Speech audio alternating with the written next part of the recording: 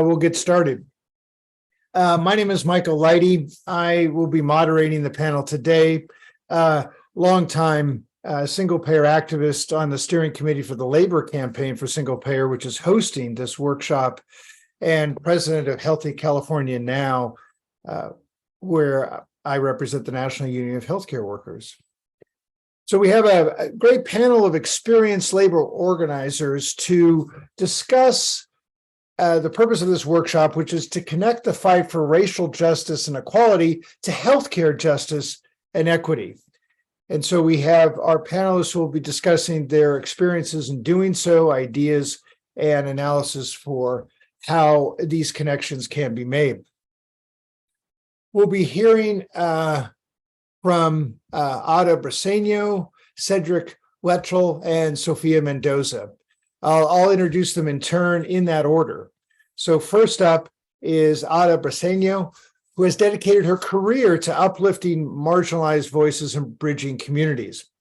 In addition to union organizing and political work, she has led many civil rights, immigrant rights, women's rights, and environmental efforts. She was named one of Orange County's 100 most influential by the Orange County Register for 2020, 2019, 2018, and 2014. Ada immigrated to the United States at age 6 when her family fled civil war in Nicaragua. Today, she serves as co-president of Unite Here Local 11, representing over 32,000 hotel workers in Los Angeles County, Orange County, and Arizona. She is a Democratic National Committee member and chairwoman of the Democratic Party of Orange County. Before we hear from Ada, I just want to make some introductory remarks. As I said, the panelists will discuss experiences organizing workers of color, and in particular, the impact of that organizing on health benefits. Like other unions, our panel struggle over maintaining those benefits as pressure continues to divert money from wages in to cover ever-rising healthcare costs. At the Labor Campaign for Single Payer, our response is about those health benefits: take it off the bargaining table. In other words, unions are forced to utilize workers' power to preserve the status quo of health benefits. So we should ask, are those employer benefits, are they really employee benefits, or are they simply a weapon of class war to give more power to the boss? Strikes such as the nurses at Allina Health System in Minnesota, those strikers lost coverage when the employer canceled their benefits just because the calendar turned to the next month. And so I had to navigate through the thicket of finding alternative coverage. I want to share a chart that in the bargaining unit Cedric Wetchell represents. There's a chart the union used to help workers obtain coverage, showing the maze that those workers had to go through. So let me just do a quick screen share just to give you a sense of what that can be like. Let's see, I haven't done that yet. Let me just do this. So there you go. This chart, if you can even understand it, this is a handy guide from the UE Local 1077 is, okay, here's where you start. Hey, is it Medi-Cal? Well, it depends on your income. And if yes, well, then you still have to figure out, what your specific options are. Well, if it's no, well, what kind of medical conditions do you have? What kind of financial burden can you take on? What are the company plans?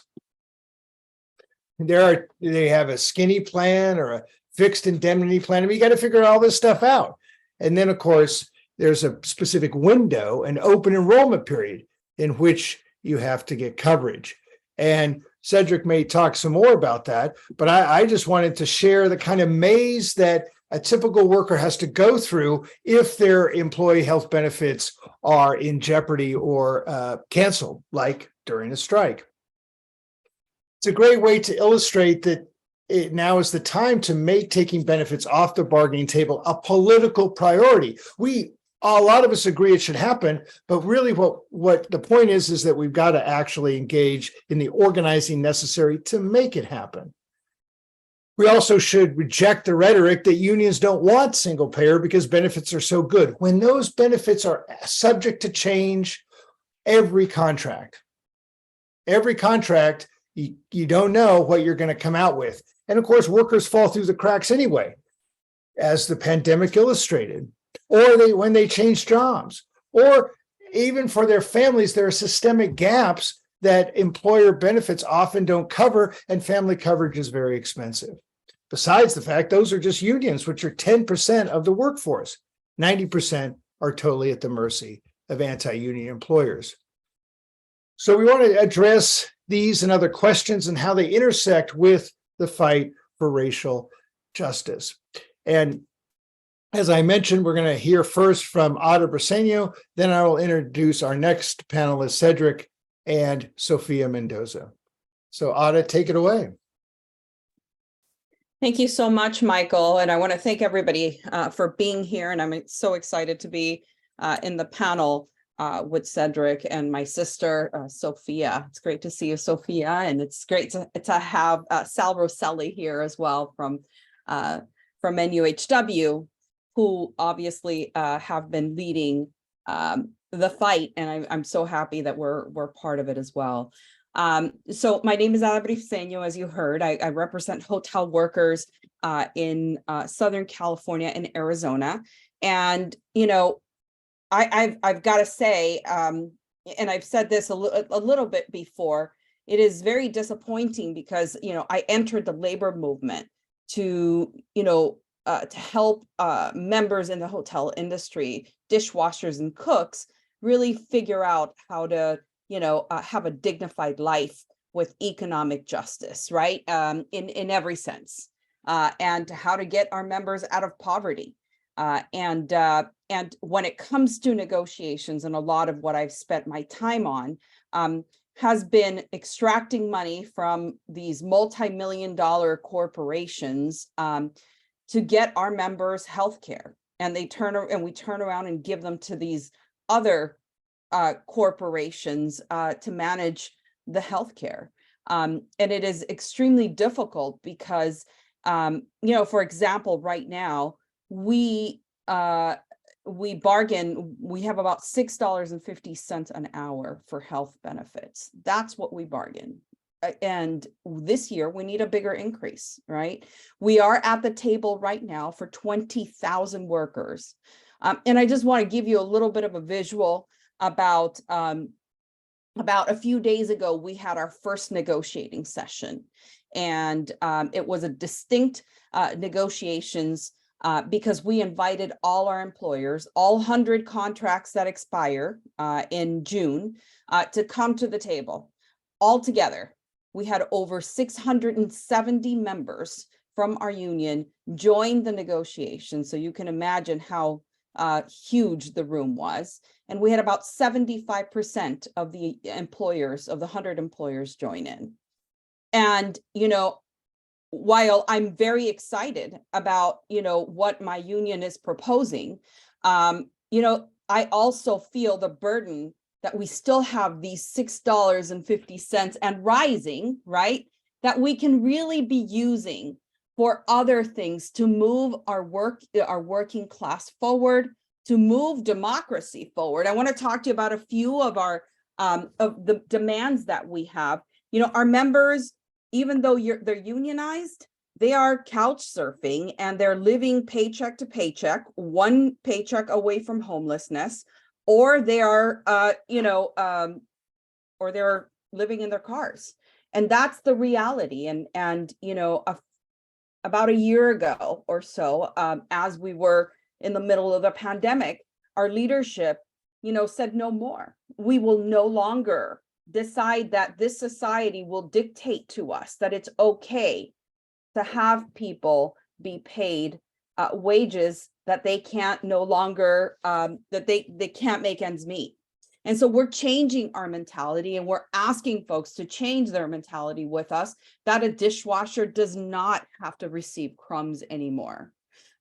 So we're at the table with a huge wage increase of $5 an hour.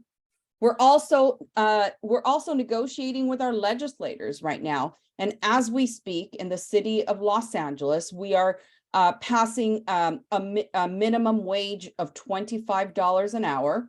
We're also in Long Beach doing the same thing, asking to pass the $25 an hour. And then the third city where we already collected 26,000 signatures, we are asking for the same $25 an hour.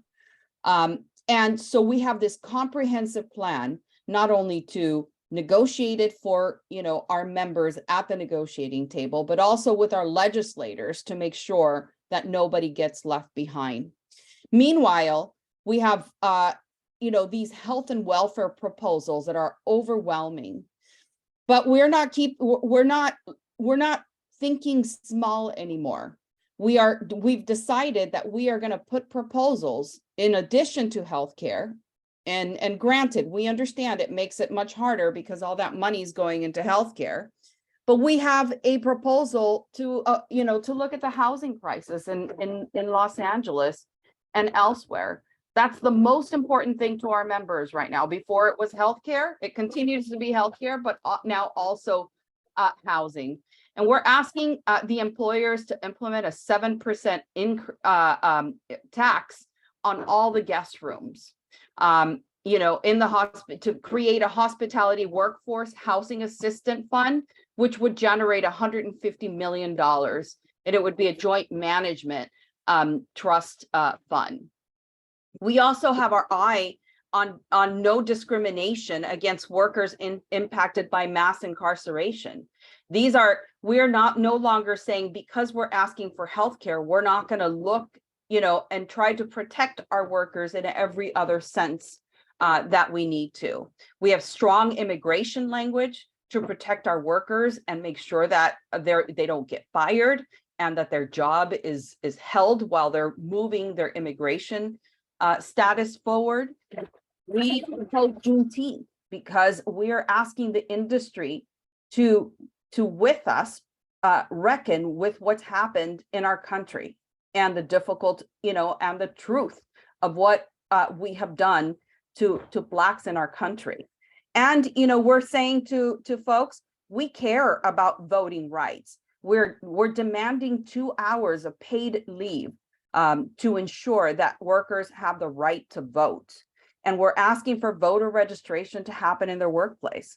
Look, we're doing all these things because we want to have a bigger impact in the political process because we want healthcare off the table.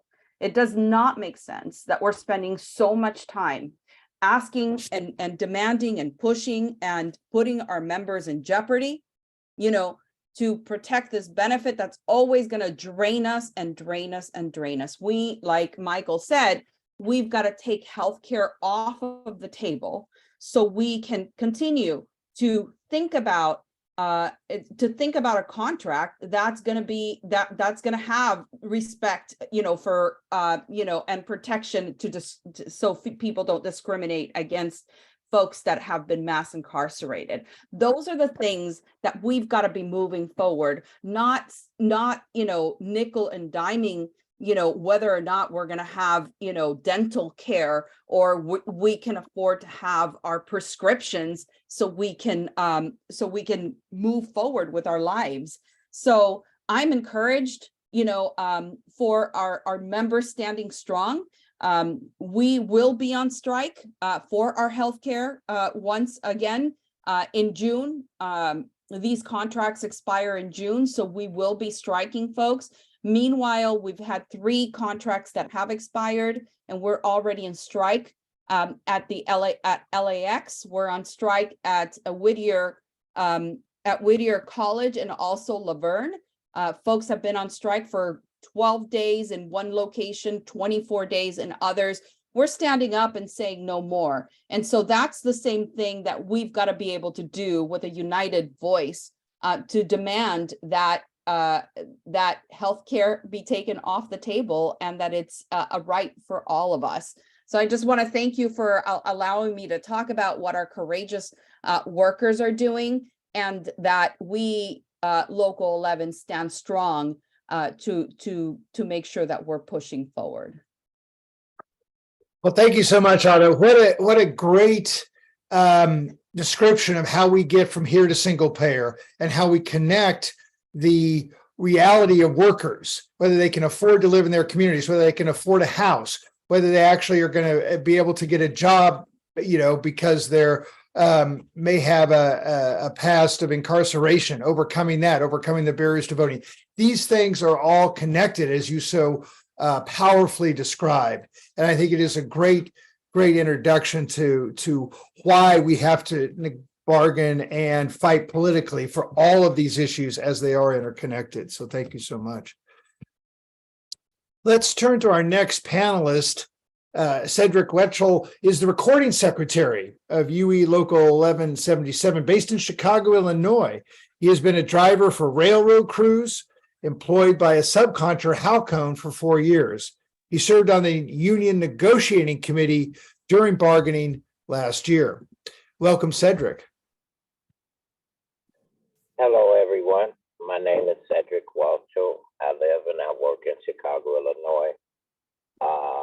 As you stated, I am the recording secretary for 1177. I drive vans of railroad workers for the railroad, but I work for a subcontractor. This job would have been a good job, offered by the railroad many years ago, but now it's subcontracted to, cut corners. And those corners include our health care. And it's like, it's basically, we're a taxi service. We pick them up from the hotel, take them to their train. We pick them up from the train, take them to the hotel. We have drivers that work inside the yard around the engines, running through the yards, going across tracks. We also have drivers that are called at all times of the day, all times of the night, to pick up crews out in nowhere's land. And when the pandemic hit, we asked the company, can they put some type of protection barrier behind us and the crews? Okay, you want us to work through the pandemic, put some type of barrier back there. It's not just our lives that we have at stake, it's our family lives that we have at stake. And I have children with conditions, so I can't afford to bring anything home. And they told us no. So when we went to bargaining, we put health care on the table, better health care for all the workers. The company stated, oh no, their health care is the same as our management, which is not true. Because for a low-wage worker to earn anything, he has to work so many hours just to make a decent paycheck, to bring home a decent amount of pay. So the packages that the company offered are, one, you see your doctor through a video call. Okay, 2, it goes up a little bit better. You get to go in the office to see the doctor. 3, you getting up to where you're spending more money out of your paycheck. And that's health care, it's going to cost you almost $600 a month. And for a low-wage worker that's barely making it to pay his bills, that is insufficient. It is not. It is not. Something that our workers can afford to do. Most of our workers are basically without health care because they can't afford the package. I'm not going to pay you $300 a month just so I can video call the doctor and then can't get my medication. Me, myself, and this is about me and why healthcare for all is so important. My baby son, who just turned 13 years old, by the grace of God, was born with a collapsed lung. So on the second day of his life, they had to do a life-saving operation. So they cut a hole in his neck, and he was in an induced coma for 7 months. During those 7 months, I worked, ran up to the hospital, worked, barely got any sleep because I'm worrying about my child. I get the first bill from the hospital, and it was $350,000. And I'm saying to myself, I can't afford to pay this. It's bad enough I'm trying to make ends meet to keep a roof over my family's head, to provide food, clothing, and pay the bills that are occurring. And to make a long story short, I call him my $1 million baby because at the end of all the process, because he had to have 12 nurses around the clock, he had to have special dietitians, he had to have experts, around the clock. And his caseworker came to me while I was in the hospital, and he said, do I receive health insurance? I don't have health insurance. I can't afford it. So I signed up, and the state paid for his $1 million bill. But without that help from the state, I would have still been in debt. And that's something no worker should have to go through. Nobody should ever have to worry about taking their kids to the doctor or something medically wrong, to decide whether or not I'm gonna put food on the table or I'm gonna pay this doctor bill, or I gotta buy clothes for my child. Do I buy my medicine? I have a good friend that was also a driver, and she used to work 6 days a week.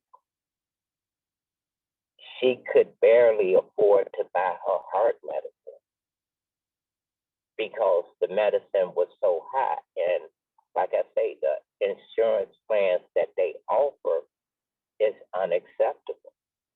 You can't decide, well, my paycheck is going to be $1,000 this week. After they take out taxes, you barely have enough to pay your bills. She went days and months without taking her medication, was always in the hospital because she's a cancer survivor. And by her going in, and she missed more time off work than she did working because she couldn't afford her medication. And me seeing drivers that can't afford to do that actually broke my heart. My mom's was on health care. That's how she provided health care for her 9 children. So it's important that everyone, regardless of where you are, what type of job you do, everyone decides that this is an important issue for everyone to have, because they don't want to, they don't want to give you appropriate health care. They don't want to, make these $1 million companies spend the money to offer you a better living. We bargain and bargain and bargain and bargain with this company, and what we got, yes, it may seem like a little, but we keep fighting to make it better.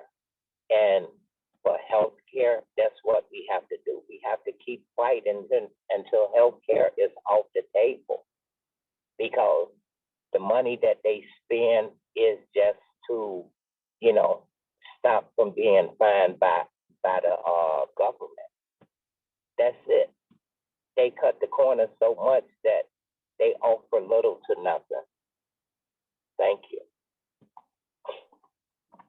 Thank you, Cedric. And, thank you for reminding us of the actual reality for folks who are trying to make ends meet and deal with devastating health issues or routine health issues. But especially, we hope your son's doing okay. And that is really, that's a powerful description of why we need to change the system. And we honor your struggle.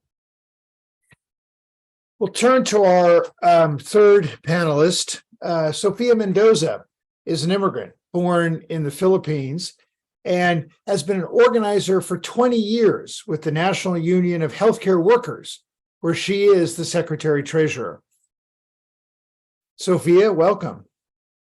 Thank you, Michael, and good afternoon, everyone. As Michael said, I'm Sophia Mendoza. I am our Union Secretary Treasurer. Our members are across the state in California and some in Hawaii. So, I just want to talk about the recent organizing and first contract victory that we had at Fountain Valley Regional Hospital. To me, it really shows the power of union organizing for health justice. Last year, NUHW members blew the whistle on Fountain Valley Regional Hospital and submitted 248 complaints with state regulators citing understaffing and other patient care violations.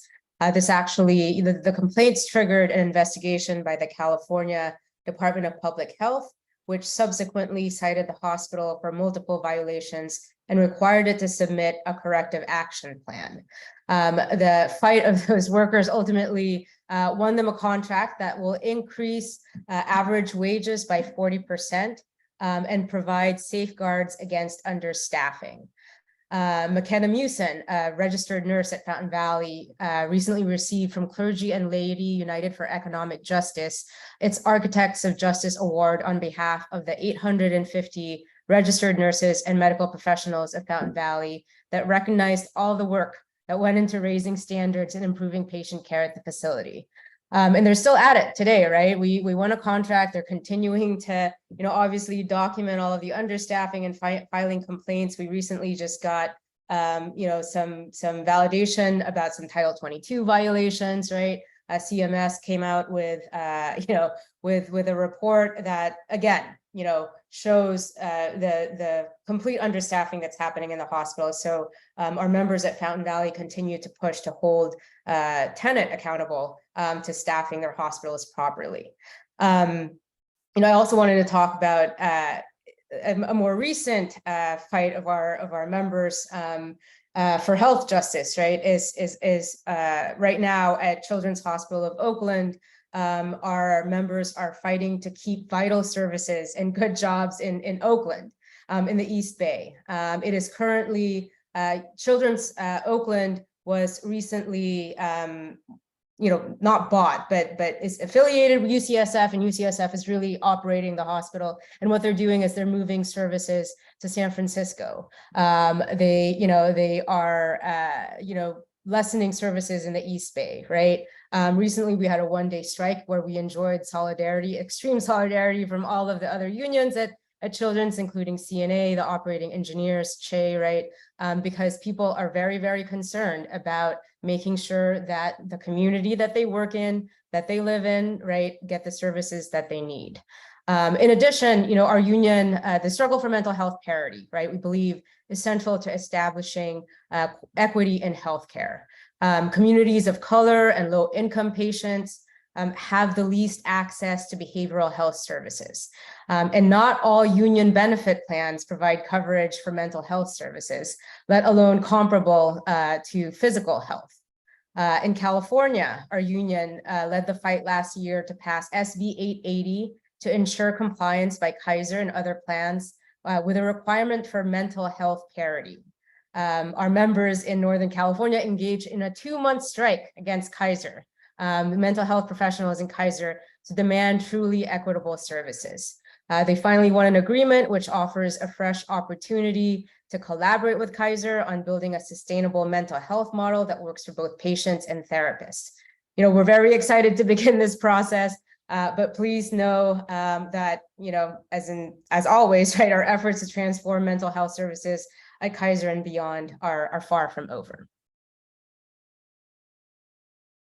Great. Thank you so much, Sophia. I mean, those really frontline struggles with these broad implications for the communities in which those facilities operate are quite powerful examples of how, of union solidarity, as you mentioned, and how community organizations link with these union struggles to fight for those justice demands. So thank you so much. It's powerful.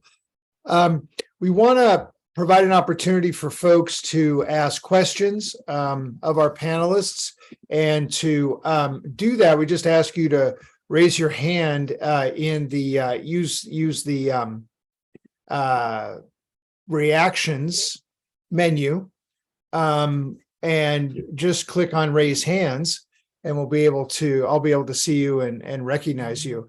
I wanted to, folks who are thinking about questions, I wanted to ask, just maybe it's obvious, but in all of these struggles, we're not waiting to expand our demands, right? In these fights, as Ada and Sophia pointed out specifically, and even Cedric is obviously bargaining over things beyond healthcare.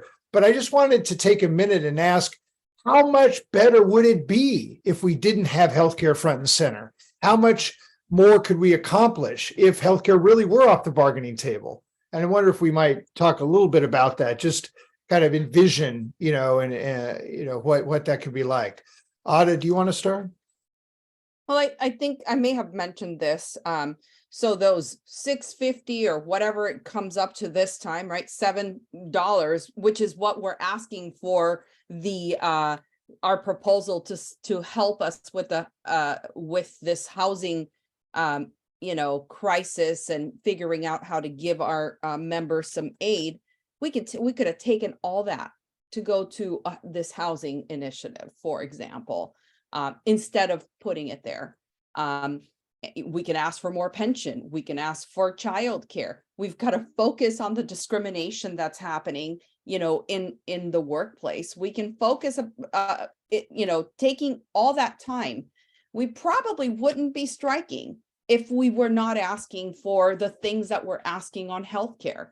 We probably would spend that time organizing non-union folks so we can, grow our democracy. We have seen the decline of the labor movement. You're all very familiar with that. We've seen the decline of democracy and the labor movement. They're both tied together. If we're going to protect our democracy, we're going to grow the labor movement. And this healthcare is absolutely getting in the way of us growing our labor movement. I know for Local 11, we don't have unlimited resources. We have to pick and choose how many fights we can, to unionize. It's very difficult to unionize. You said it, Michael, healthcare is weaponized, on all these issues. And so, we can potentially take on so many other hundreds of workers to be union if we weren't fighting for healthcare. So that's just my initial thought. Yeah, thank you, Ada. I'm very struck by the organizing implications because the employers have such a huge incentive not to go union because your benefit plans are so much better than what they currently offer to their non-union workforce. I mean, it's a huge incentive for them to spend, tens of millions of dollars fighting the unions organizing drives. Cedric, I was thinking just in terms of your own personal life, what a transformation it would be if your family was guaranteed health care and didn't have to deal with the added trauma, really, of having to figure out how you're going to pay for it or how you're going to cover those essential health services. So I wonder if you just want to talk about it, in terms of just how much easier it would be for the workers that you represent if we could get healthcare off the bargaining table. Well, if we could get health care off the table, it would mean that our workers, wouldn't have to work so hard, because me, last pay period, I had to work 190 hours. That means less time at home with my family. Some days, working without little or no sleep, because I'm trying to make a decent paycheck. So if anything does occur, I have the money there to actually do what I need to do to take care of my family, and if it was off the table, we could do so much more. And that money could go into other things as a decent paycheck, better 401k for retirement, a home, people not worrying about, if I'm going to be able to pay my bill. It's so much that health care for all can provide if it was off the table, and we as union organizers and other individuals out here, could accomplish, the discrimination in workplaces, unorganized workers being treated unfairly,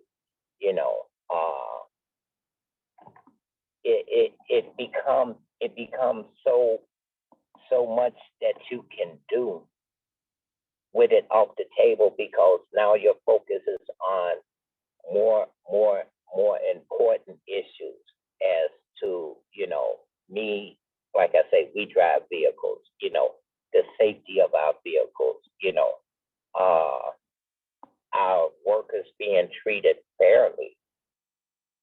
Our job has a turnover rate of almost 85%.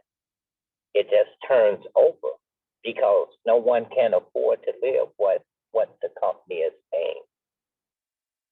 I'll turn 62 on the 27th of April. I can't get medical benefits because I'm not 65. That's sad.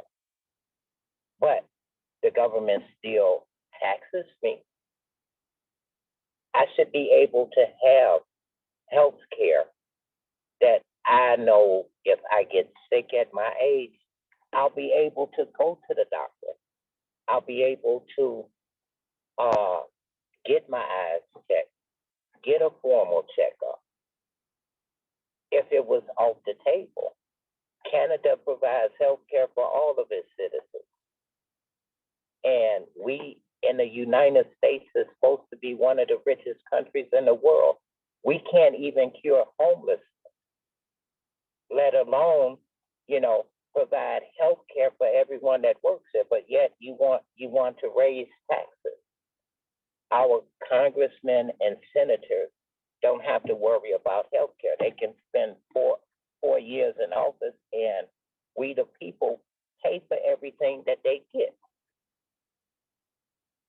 So why can't we be afforded the same rights as everyone else?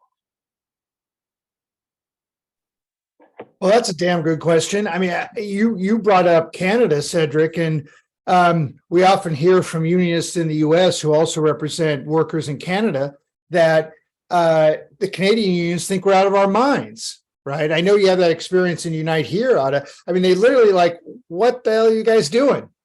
And they have managed to have their employers under the Canadian Medicare system that's universal, of course, pay less per hour than we do in the US, and they pay less taxes, say in Vancouver. So this notion that somehow it's not doable or it would cost more is just wrong. And I think we forget how barbaric the experience of workers is when they have to deal with the healthcare system and the costs of the healthcare system in terms of wages and how we live. And the kind of peace of mind, I think, that you described, Cedric, from guaranteeing healthcare is profound. And we should be inspired by what it would mean to not have the burden of healthcare put upon us through our union negotiations and in our everyday life. Let's be inspired by that vision of what it could be to help us make this, build this political movement. And I wonder, Sophia, if you wanted to add anything, because clearly it's not like NUHW is not on the front line of these struggles for social and economic justice now. But I can imagine it would be so much, fundamentally easier to achieve things like mental health parity and to really be able to improve the lives of the workers you represent. Yeah, I mean, absolutely. Taking the cost of healthcare off the table, right, and out of negotiations would be a game changer, for folks who work in healthcare. Not only is it, going to ensure that everybody does have healthcare, right? Not only is it going to ensure that workers themselves are healthier because they're not waiting to delay care, they're not worrying about, paying for, whatever it is that they need, but the money and the time that we spend just talking about keeping premiums down, keeping costs down, that could go into hiring more staff. And as we've seen, throughout the pandemic, right, and still happening now, that there's such a shortage of healthcare workers because people are just like, well, this is not worth it. Right? Like I am putting myself at risk. I am putting my family at risk. There are housekeepers, right? Folks who work in environmental services who make $17 an hour, go into that hospital without proper, PPE. They don't have the safety equipment that they need to keep themselves safe, and they go in every day, right? And if we could increase wages, then perhaps, people would feel like, yes, putting myself at risk, putting my family at risk, would keep me in the job that I'm doing. It would just absolutely be, as I said, a game changer. More staff, more training, better equipment, right? Not running out of materials, to just focus all of the funding that is used to pay for people's healthcare into those things would be incredible. Just the things that we could achieve, right, if that was not part of the equation. Well, I'm inspired listening to the three of you. I think it's just we really got to keep hold of that vision, I think, and that demand. We have some stuff in the chat that I think worth bringing out. Donna Marie Miller Ellington says that over 89 million working aged Americans had inadequate health insurance in 2022. That's about 43%. And she makes the fundamental point that insurance isn't care. And really, it's, as Wes Brains said, the uninsured, along with obviously the underinsured, along with the uninsured, really give us, contribute hugely to the inhumane system. Someone points out, Bill Davis in Ohio, that their public employees in the township pay 15% of their healthcare premiums.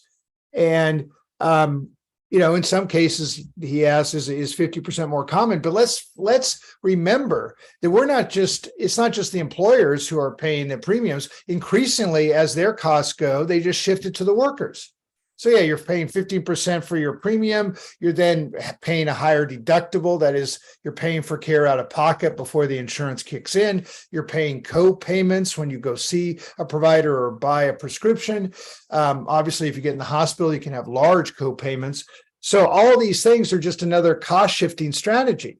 The employers refuse to engage with us to fight for guaranteed health care, but they're perfectly willing to pass all the cost increases they get onto workers. And I think that's a fundamental problem in our system. Someone asks about what role the ACA has played in keeping unions from getting health benefits they really need. That might be an interesting question for folks to address. All right, Donna, I notice you have your hand up. You want to jump in? Yeah, thank you, Michael, and thank you to the panelists. Really interesting. And Cedric, what a lot to go through. Wow. I'm interested in how the membership union members are feeling when they feel the pressures of healthcare. I have two teachers in the family who are union members for the Colorado Education Association. And they start to feel very frustrated with the union sometimes when they go to the doctor and they feel like their copays are too high, and and through the pandemic, teachers too have taken a real load on, and to have healthcare benefits be less substantial has been very difficult. They've had suicides among teachers. They've had teachers unable to get addiction care, and again, mental health is a big issue. But I'm just curious about, how do you keep your membership inspired and enthused about unions when this pressure from the healthcare industry is always present? Yeah, that's a very good question. It seems like there's just bad news when it comes to health. I mean, I can answer that. I think Michael is having trouble with his internet. Are you back, Michael? Yeah, sorry. Did I cut out there? Yeah. Momentarily. Okay. I Sorry. can try to answer Donna's question, at least what we do in our union. We have an organizing team that is, as much as possible covering as many workers as we can. And so we've had this responsibility and duty for such a long time to educate our members, just to get them geared up to fight for the healthcare. So they have this, we need to blame it all on the company, and that's what we do, obviously, because that's the way that our members get geared up to fight, and they are, and use their courage to do that. And so educating them though about why, why is the employer having to pay more, talking about our broken system, talking to them about Medicare for all. And that's why we're, yes, we want to take credit for the fact that they do have, healthcare, and that non-union folks don't have healthcare. And that is one of the reasons why, but it has to go beyond that. We have to think about our members as wholesome community members, that they're safe when they go home, that they're taken care of, that they have roof over their head, that they're participating in democracy, all that stuff. And we don't only limit it to that. They've got to understand that having a voice and having a collective voice is what brings them dignity into their community. So yes, we blame it all on the insurance companies, and we blame it all on the boss, and we have to do it as much as we can. So they're agitated and feeling encouraged when we tell them we've got to move to Medicare for all. That's great. Cedric? Yeah, I just want to add that the work starts with us. Okay, regardless of what industry you in, the work starts with us. And being union organizers, union leaders, we have to,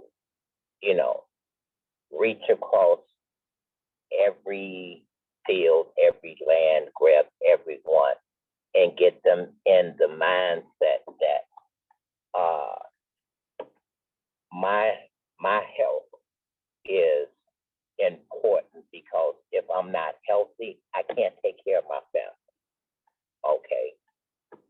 Another thing is motivation, because if you're not motivated for the struggle, then just saying I'm here, you just agreeing with the companies to pass the costs down to the workers. Everyone has a voice. Everyone has to stand up and say, this is an important issue, whether you have children or not. It's an important issue that everyone needs to open their eyes and see that, hey, if they can do this elsewhere, they can do it here. We have to make our congressmen, senators, even the president understand that everyone deserves to go to the doctor. Everyone deserves to have their meds. You know, everyone deserves to be able to have a peace of mind. And we can't do it if people are silent. Even though we have disgruntled union employees, you know, they're frustrated by the system.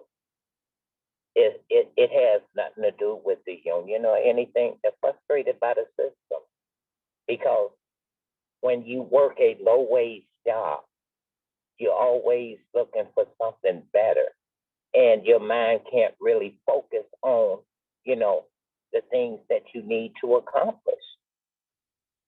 So everyone has to have the same mind frame, and it has to start with us. Because without our voice, this country is going to continue doing what it's always did. We are the 90%, the 1% get richer, we get poor. That's it. Thank you. All right. Thank you, Cedric, for reminding us that our leadership matters and our engagement matters a lot. Sophia, do you want to weigh in? Yeah, I mean, you know, I absolutely agree with Ada in terms of making sure that union members are educated, right? Like for us, you know, it's so important for the workers themselves to see that they are the union, right? So they're the ones who are pushing back on their employer whenever the employer wants to increase premiums, right? Whenever, you know, the co-pays go up.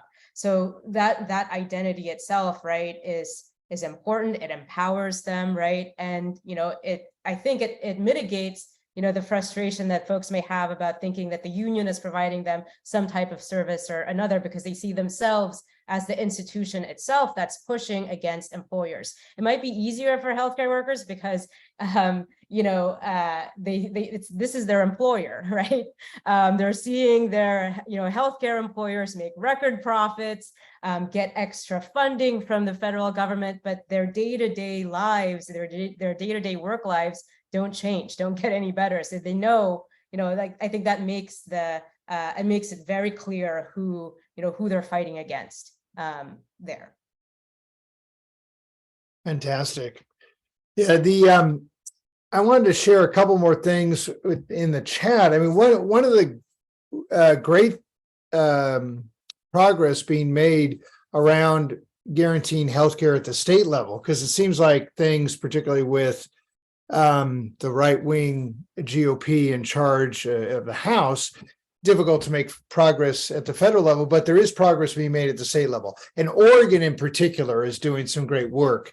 And Wes Brain says in the chat that the president of SEIU Local 503, which is the statewide public employees union in Oregon, was just testifying for a bill that moves toward establishing a Medicare for all type system in Oregon.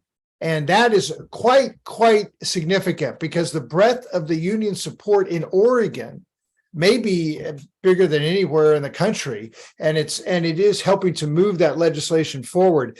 And, you know, so the folks in Oregon are doing some great work. And I know, obviously, in California, we're doing that.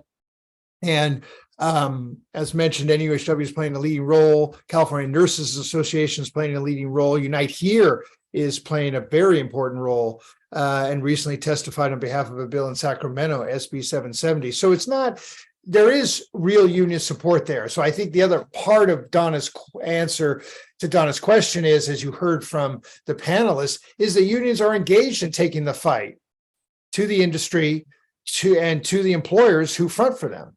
And that really makes a huge difference. There's also a question about workers' comp and how that would be integrated into a universal healthcare system.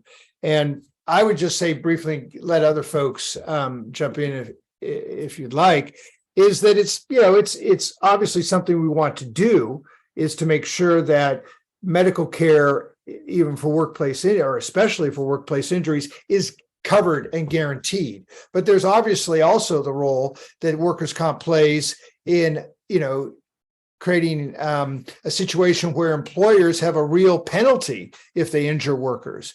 And so you have to make sure that the penalty portion of workers' comp remains, even if we figure out a better way to cover the healthcare benefits. So that is often something that is not, envisioned initially as part of universal healthcare programs, but something figured out.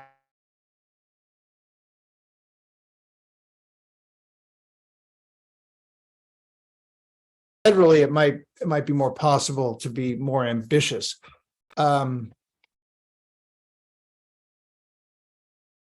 Apologize again for my internet. I don't know if any of the other panelists want to add anything on workers' comp.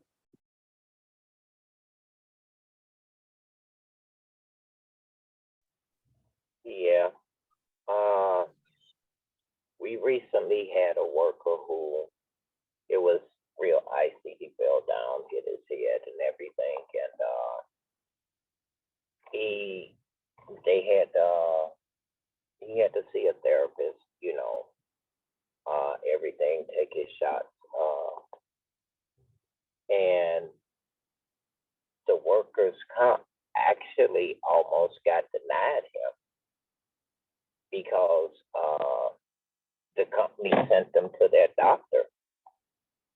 And unfortunately, it happened. They sent him a bill. And it's like, but I got injured on the job. So why am I getting a bill? It just amazes me that, the company is trying to weasel out of workers' comp, and like I say, it could be much better if all this stuff was just off the table. Because if I get injured on the job, I'm expecting my company to help pay for my medical bills, not send me a bill because I'm not working. I guess we shouldn't be shocked that that's what the companies do, but my God.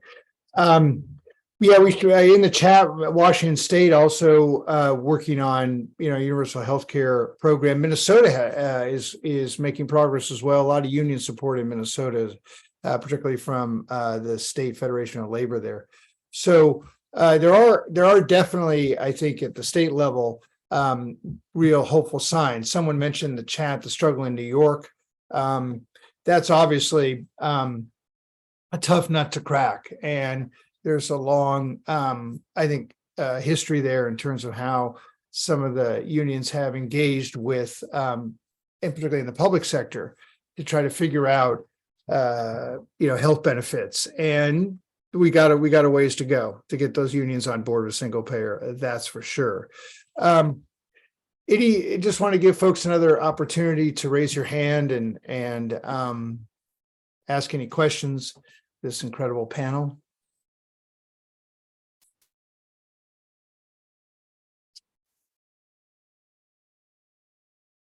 All right. Well, let me give Ada, Cedric, and Sophia an opportunity to, make any closing comments you wish to share. Ada, would you like to go first? No, just I'll just end with, every conversation's an organizing opportunity for us, whether you're speaking to a worker or somebody in politics. but that, we've got momentum and we've got to figure out how to change the hearts and minds of folks, around our country on this issue. So I know that's a challenge for all of us, but frankly, it is super, super important. I just always want to put that front and center, that's how we build movements, one person at a time. Right on. Thank you. Cedric? Basically, I just like to state that we are going to keep fighting. We are going to keep struggling. And I want everyone's voice to be heard, because we have to fight for everything that we get. If we don't, they're just going to keep doing it the way that they're doing it. So everyone needs to be in the same frame of mind, and we have to reach across the aisle in order to accomplish that. Whether we agree to disagree, we still have to come to one understanding that this issue affects everyone, not just my household, your household, other household. It affects everyone, and everyone deserves to have health care. Everyone deserves to be able to buy their medicine. Right on. Sophia? Yeah. First of all, I just noticed that Martha Kuehl is participating. I just want to thank her. I know that she was one of the folks who really led the nurses at Children's Hospital Oakland to stand in solidarity with our members. So thank you. But in closing, I think I'm particularly excited about what's happening in California and us leading the way, especially with SB 770 and the way that bill is structured, that really includes, a broad coalition that invites all of these different voices, especially marginalized communities, underserved communities, right, to really talk about what they need in terms of pushing forward a single payer health system in California. So, I'm excited to do that work. I know that there is a lot of education that we're going to need to do, but I think that our members, right, have a lot to gain from it. I mean, obviously, everyone has a lot to gain from this. And I, look forward to just continuing the fight. Thank you so much. And I really, I also had the honor of working with Martha Kuehl for about 25 years. So great to see you, Martha.